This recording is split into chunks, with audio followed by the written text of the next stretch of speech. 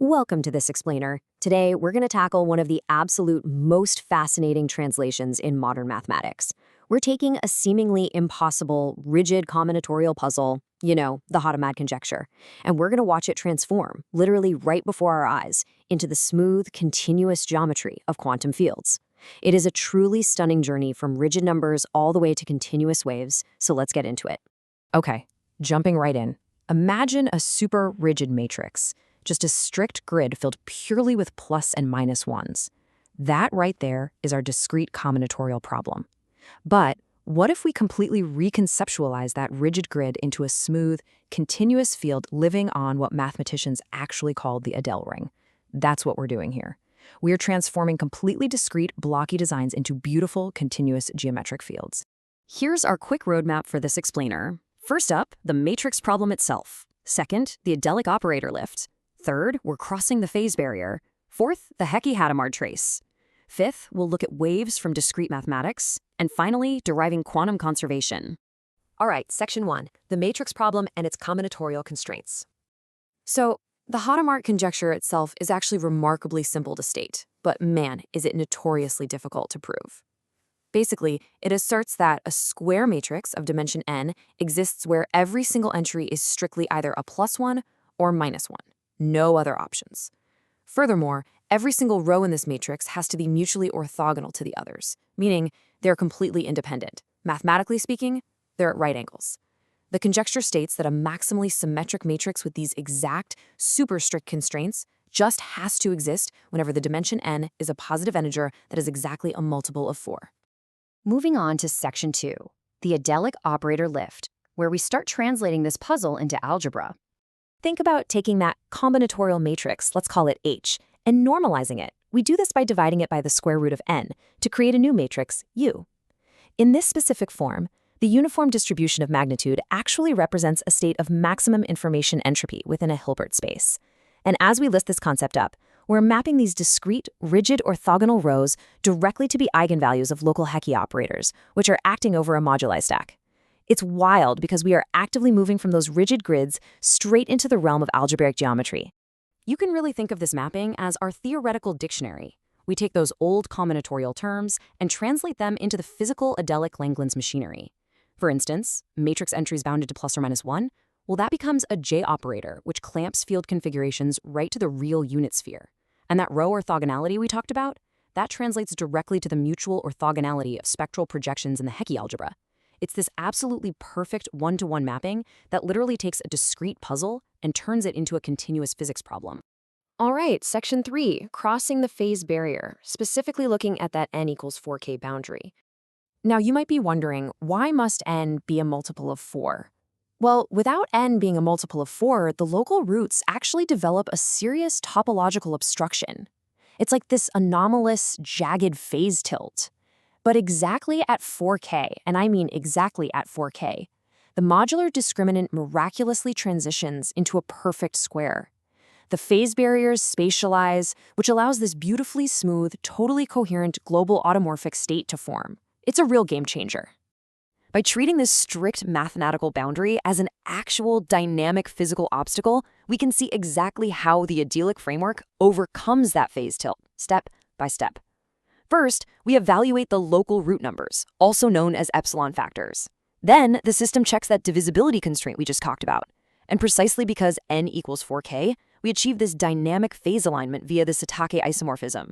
This seamlessly connects our dimension n to a dual group. So the entire stability of this system actually relies on the central point of a specialized partition function. The non-vanishing of this global L function, specifically at s equals 1/2, mathematically guarantees that a valid, non-zero orthogonal vector state absolutely must exist in the Hilbert space. Put simply, the matrix exists because the global field literally demands it. How cool is that? Let's look at section 4, the Hecke-Hadamard trace, where we are formalizing this mapping. Okay. Take a deep breath. I know the math can look a bit intense, but don't let this equation intimidate you. It is actually our master key. This is the Hecke-Hadamard trace identity. It's the exact beautiful formula that translates our discrete normalized matrix entry, the H subscript ij, into the continuous trace of a localized Hecke operator, which acts as our spectral integration canvas. Let's quickly break down these variables so we're all on the same page.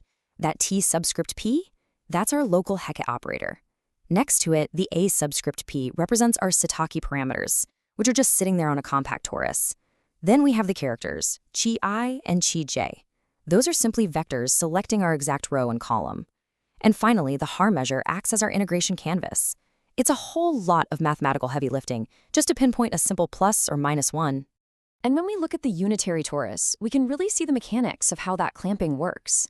Because our base field is strictly real, our local Frobenius eigenvalues are acted upon by that j operator we mentioned earlier.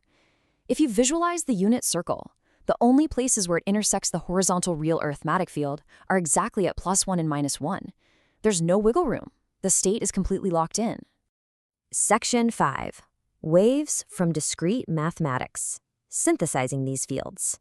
Now we get to introduce the Fourier Mukai phase map. You can think of this transform as our infinite dimensional bridge. It takes those discrete sign inputs, the skyscraper sheaves at the torsion points, and it evaluates an exact algebraic translation. So if the input is a +1, we get exactly a 0 phase shift. If the input is a -1, we get an exact phase shift of pi.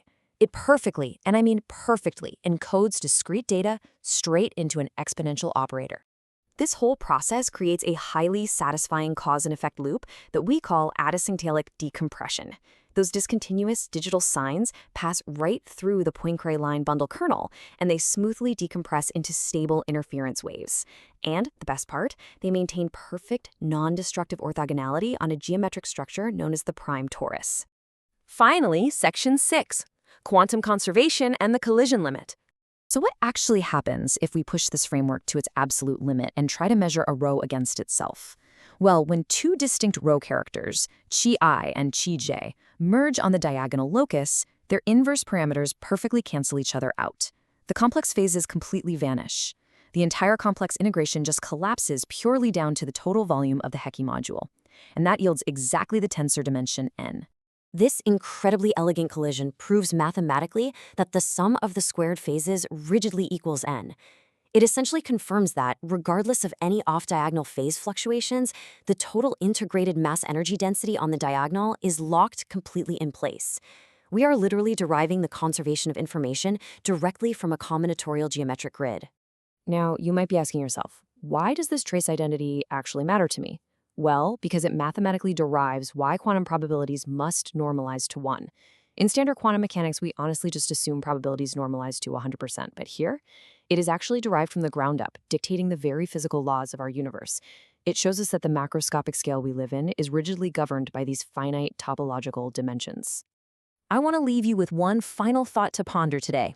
If a simple, discrete combinatorial grid can perfectly mirror the behavior of incredibly complex automorphic spaces, is the discrete grid merely the macroscopic shadow of a perfectly balanced arithmetic field? It really makes you wonder if the solid reality we experience every single day might just be the stable interference pattern of these underlying continuous quantum fields. Thanks so much for joining me on this explainer. I hope it blew your mind as much as it did mine.